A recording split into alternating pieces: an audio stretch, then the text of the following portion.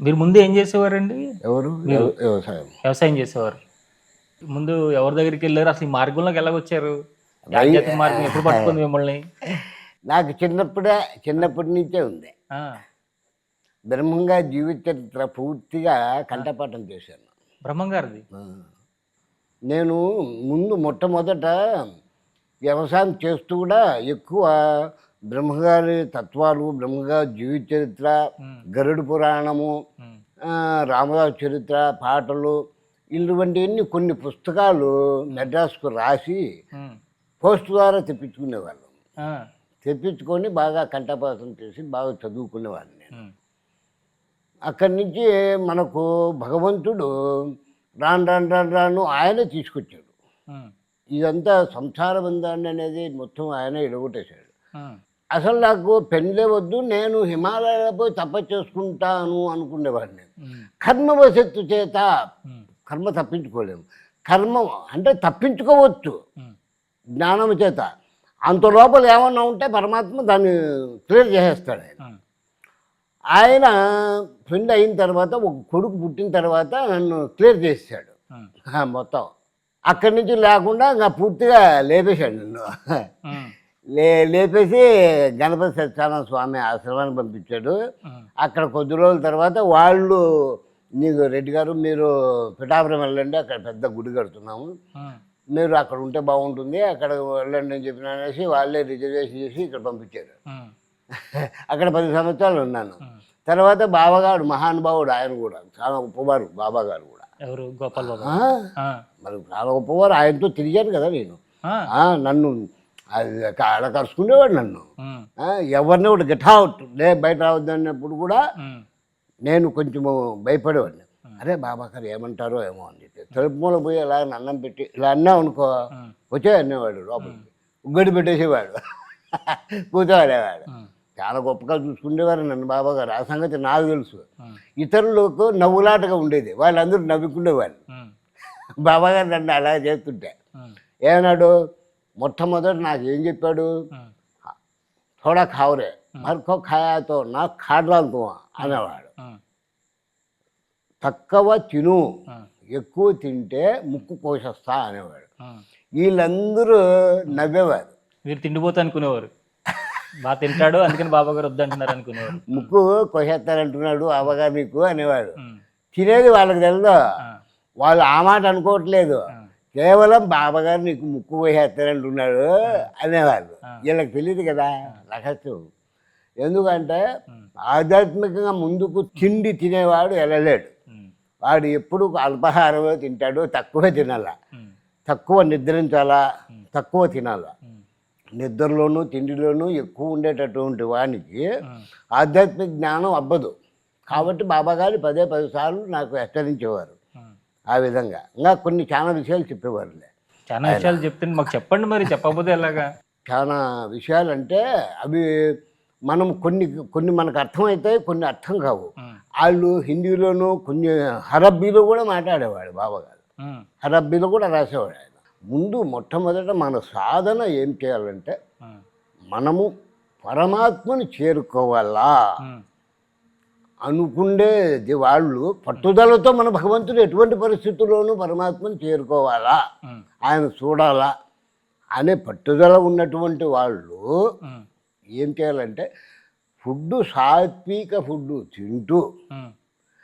కామ క్రోధాలను ఇంద్రియాలు పెట్టేటటువంటి సంక్షోభాన్ని అరికట్టాలి. హ్మ్. ఇవి సంక్షోభం బాధ పెడుతుంటాయి. హ్మ్. లేకుంటే ప్రశాంతత వచ్చేస్తుంది. హ్మ్. నిర్మలం అయిపోతాడు మనిషి. హ్మ్. తన ఆత్మస్వరూపంలోకి వెళ్ళిపోతే హ్మ్. ఇంకేముండదు. హ్మ్. ఆనంద స్వరూపంలోకి వెళ్ళిపోతాడు. హ్మ్. ఈ ఆనంద స్వరూపము, దైవ స్వరూపం అనేది ఈయనకి తెలదు. తన ఆత్మస్వరూపం తినకి తెలదు. ఆ! సుఖం ఇక్కడే ఉందనేది ఎవరికీ తెలదు. హ్మ్. బయట ఏదో ఉండదనుకుంటున్నారు. ఏ ఆ రాళ్ళలోనూ, చెట్లలోనూ, కప్పల్లోనూ, దేవాలయాల్లోనూ ఏమి లేదు. హ్మ్. ఎక్కడ ఏమి లేదు. తన యందే ఉంది. హ్మ్.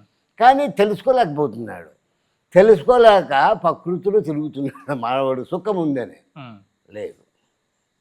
తన యందే దివ్యస్వరూపం ఉంది. హ్మ్. అఖండ రూపం ఉంది. అనంతమైన ఆనందం ఉంది. హ్మ్.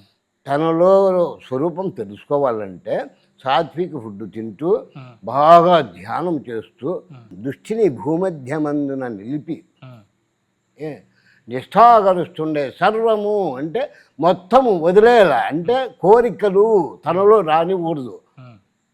రానిస్తే నీకు మనస్సు అనేది ఏకాగ్రత నిలబడదు, దృష్టి భూమధ్యమందున నిలబడదు. ఇదంతా నాది కాదు, ప్రకృతి ఇదంతా కేవలం ఉపాధి మాత్రమే, నాది కాదు.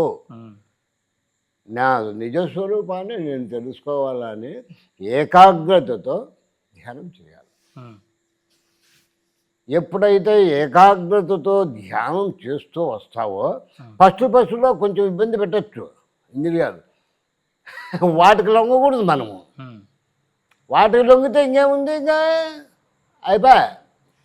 వాటికి లొంగకుండా పనికి మేనటి వాడితే నాకేం పని ఉంది, మరి నా స్వరూపం నేను తెలుసుకోవాలి కదా, మరి ఇది పోయేదాన్ని పట్టుకొని నేను ఆడదు అని అనుకోవాలి మనసులో.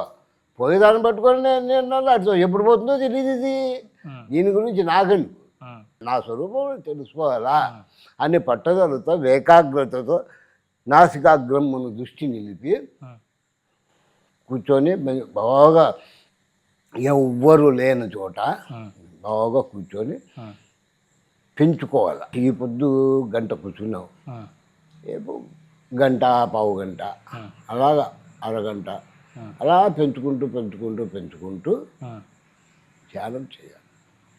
ధ్యానం చేసినప్పుడు నీకు నిర్మలత్వం వచ్చేస్తుంది. నిర్మలత్వం వచ్చి దృష్టి ఇక్కడ నిలబడుతుంది, సూర్యుని వలె ప్రకాశిస్తుంది. సూర్యుడు ఏ మాదిరిగా ప్రకాశిస్తున్నాడు ఆ మాదిరిగా ప్రకాశిస్తుంది. బాగా ప్రకాశిస్తూ ఆ ప్రకాశాన్ని చూస్తూ ప్రకాశం చూస్తూ చూస్తూ చూస్తూ చూస్తూ ఉంటే ఏమే నీకు ఎక్కువ టైం ఏం పట్టదు, అంటే 3-4 సంవత్సరాలు పడుతుంది. 3-4 సంవత్సరాలలో తన నిజస్వరూపం తెలిసిపోతుంది. ఒకరు చెప్పక్కర్లేదు, ఒకరు నమ్మక్కర్లేదు, ఒకరితో అవుట్ ఆఫ్ క్వశ్చన్స్. మనకే మన స్వరూపం మనకు దృష్టాంతరంగా ఆత్మస్వరూపం తెలిసిపోతుంది. అందుకే కొంతమంది ఆత్మదర్శనం దొరికింది అంటుంటారు చూడు. అవునండి, ఆత్మ దర్శనం దొరికితే అయిపోయాంగా. తన నిజస్వరూపం తెలిసిపోతే ఈ రెండంటి లెక్క చేస్తారా? ప్రకృతిని ఎవరూ లెక్క చేయరు కదా, వదిలేస్తారు వాటిని అన్నింటినీ, ఆటోమేటిక్గా పోతాయి, ఏమో నిలబడవయ్యి. కాబట్టి అది తెలుసుకోవడానికి పూర్తిగా కాన్సంట్రేషన్ పెట్టాలి. మనం నిజస్వరూపాన్ని తెలుసుకోవడానికి ఈ ఉపాధిలో పనులు ఎన్నైనా ఉండొచ్చు, అవి పక్కన పెట్టాలి. ఉపాధి పని నువ్వు చేయొద్దు, కర్మ చేయొద్దు అని భగవంతుడు ఎప్పుడు చెప్పలేదు. కర్మ చెయ్యి, రెయ్యం బొగులు చెయ్యి. కర్మ చేసినా అవి నీవి కావు, సమస్తం నాకు వదిలే భగవతార్పణ బుద్ధితో కర్మ చెయ్యి. నువ్వు ఎంత కర్మ చేసినా నీకు అంటుకోదు, నీకు ఎటువంటి సంబంధము ఉండదు. కర్మ చేసే విధాయకము ఉంది అక్కడ. ఏమి అనాసక్తముగా కర్మలు ఆచరించు. అనాసక్తంగా ఎలా ఆచరిస్తావు తెలుసా నీకు? తెలుసుకోవాలంటే ఎలాగా? నేను ఆత్మస్వరూపునే కానీ శరీరము కాదు, ఈ కర్మలు నాకు ఎటువంటి సంబంధము లేవు, కేవలం ఉపాధి కోసము మాత్రమే ఈ యొక్క కర్మలు ప్రకృతి వలన, శరీరం ఇంద్రియాల వలన ఇవి జరుగుతున్నదే తప్ప వాస్తవానికి నాకు ఎటువంటి సంబంధము లేదు. ఉందా సంబంధము? ఏమి సంబంధం లేదు అనే భావంతో చేయాలి కర్మలు.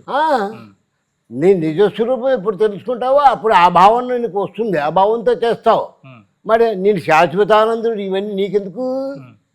తెచ్చిపోతుంది కదండి. అప్పుడు నువ్వు చేయగలుగుతావు నిష్కామ కర్మ. నిష్కామ కర్మ అంటే అనాసక్తంగా కర్మలు ఏమిటంటే మరి నాకు సంబంధం ఏంటి, నాకెందుకు? శాశ్వతమైన వానికి తిండి అవసరమా, ఈ కర్మలు అవసరమా, ఇవన్నీ అవసరమా? నది స్వరూపం ఎప్పుడు తెలుస్తుందో ఇప్పుడు అవన్నీ నావి కాదు అని వదిలేస్తాడు. తన నిజస్వరూపం తెలియకపోతే ఏమనుకుంటాడు? మనసు నేను, శరీరం నేను అనుకునేటప్పుడు ఇవన్నీ నాకు అవసరం కదా, ఈ బట్టలు నాకు అవసరము, తిండి నాకు అవసరం, ఇవన్నీ నాకు అవసరం కదా అనుకుంటాడు కదా. మరి తన స్వరూపం తెలిసిపోతే అప్పుడు ఎందుకు అనుకుంటాడు? ఇవన్నీ నాయ కాదు, ఇవన్నీ శరీరానికి సంబంధించినటివి, పోతాయి, ఇవి సంబంధం లేదు అని చెప్పినని తెలిసినప్పుడు అప్పుడు అనాసక్తంగా కర్మలు ఆచరించగలుగుతాడు. లేకుంటే ఆచరించలేడు కదా. మరి ఏది ఆధారం లేకుండా ఏది నిలబడదు కదండి. మరి ఇప్పుడు మనము ఈ కుర్చీ లేకుండా మనం ఎలా కూర్చుంటా, ఆ స్టాండ్ భూమి లేకుండా అది నిలబడదు కదా. అదే విధంగానే మనము తన స్వరూపాన్ని తెలుసుకున్నప్పుడు ఇవన్నీ వదలగలుగుతాం. దాన్ని తెలుసుకోవడానికి సర్వవిధములా ప్రయత్నం చేయాలి. ప్రయత్నం చేస్తే ఈజీగా భగవంతుడు దొరుకుతాడు. అందులో ఎలా చేయాలో తెలిసిన భగవంతుడు కొద్ది రోజులు ఫస్ట్లో సాధనలో అతని స్వరూపాన్ని తోడు పెట్టుకోవాలా. నీకు ఒరిజినల్ స్వరూపం, సమస్త రూపము, కాంతివంతమైన రూపము, అది సమస్తము తెలుసుకోవాలంటే అంత తొందరగా అయిపోతుందండి. మరి మొట్టమొదటి సాధన చేసేటప్పుడు నువ్వు ఎవరికొవరికి రాములో కృష్ణుడో నీకు నచ్చాలి కదా, ఆయన ప్రేమించాలి కదా.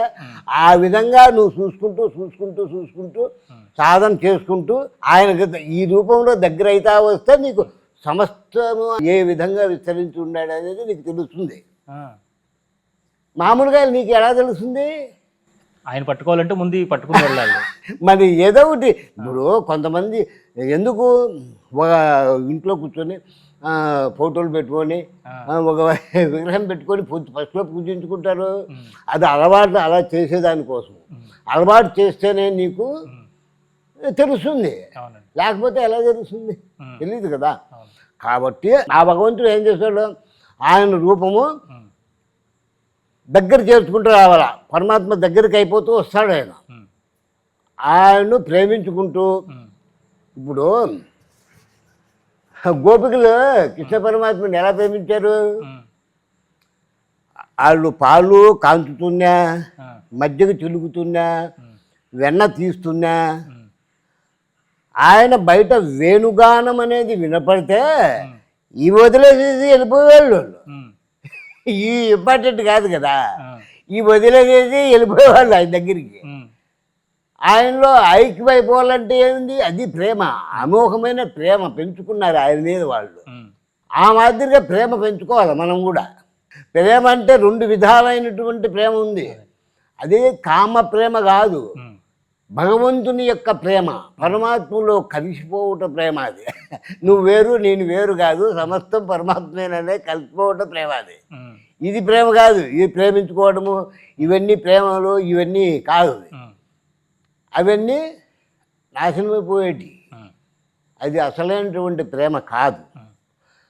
గోపికులు గోపబాలులు వాళ్ళు ప్రేమించినటువంటి ప్రేమే అద్భుతమైన ప్రేమ, అమోఘమైన ప్రేమ. అది యశోదాదేవి ఇప్పుడు దేవకి వసుదేవునికి పుట్టినటువంటి వాడు పరమాత్మ. వాళ్ళు పొందలేదు ఆ ప్రేమ, యశోదాదేవి పొందింది. మరి ఆనందము అనుభవించడానికి ఆ అమ్మకు ఎంత పుణ్యం చేసిందో ఆ భగవంతుడి. మరి ఆనందలీలలో సామాన్యమైనటువంటివా అండి? ఆనందాన్ని దేవకి వసుదేవుడు పొందలేదు. బాల్యంలో పొందారా? వాళ్ళు పొందలేదు. యశోదా నందుడు ఇద్దరు ఆ భగవంతుని ప్రేమ పొందారు. గోపికలు వీళ్ళందరూ కూడా, గోపబాలులు వీళ్ళందరూ కూడా ఆయన యొక్క ప్రేమను పొందారు. వాళ్లకు లేదు ఆ ప్రాప్తి, వీళ్ళకు ఉంది భగవంతుని ప్రాప్తి. ఆ మాదిరిగా మనము దగ్గర అయిపోతూ వస్తాం, భగవంతుడికి దగ్గర అవుతూ వెళ్ళాలి. ఇప్పుడు తులసీదాస్ ఉన్నాడు, రాముని ప్రేమించాడు. కబీర్దాస్ ఉన్నాడు, రాముని ప్రేమించారు. కొంతమంది రాముని ప్రేమించారు, కొంతమంది కృష్ణుని ప్రేమించారు. మనకు ఎవరు ఇష్టమో వాళ్ళ యొక్క స్వరూపాన్ని మనము ప్రేమించి దగ్గర అవుతూ రావాలి. ఎప్పుడైతే దగ్గరగా అవుతూ వస్తామో తెలిసిపోతుంది మనకు.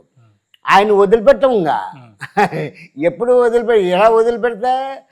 అవి రత్నాలు ఎదురుపెడుతూ ఆయన దగ్గరికి అయిపోతూ వస్తామో ఆయన మనకు దగ్గర అవుతూ వస్తాడు. మనం ఎంత గట్టిగా పట్టుకుంటామో ఆయన కూడా అంత గట్టిగా పట్టుకుంటాడు. వదలండి ఆయన. మనం ఎంత గట్టిగా పట్టుకుంటే ఆయన అంత గట్టిగా పట్టుకుంటాడు. ఆ మాదిరిగా మనకు పరమాత్మ దగ్గర అయిపోతూ వస్తాడు. ఆయన దగ్గర అయిపోయినప్పుడు మనకు సమస్తము తెలిసిపోతుంది.